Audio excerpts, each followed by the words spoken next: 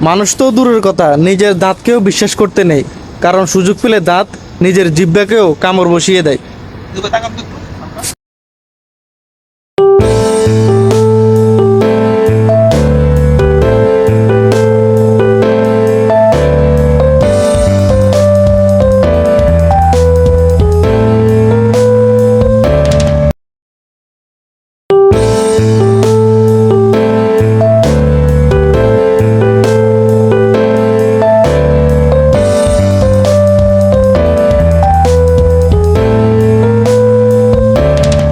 নামাজ পড়তেই থাকুন, হতাশ হবেন না।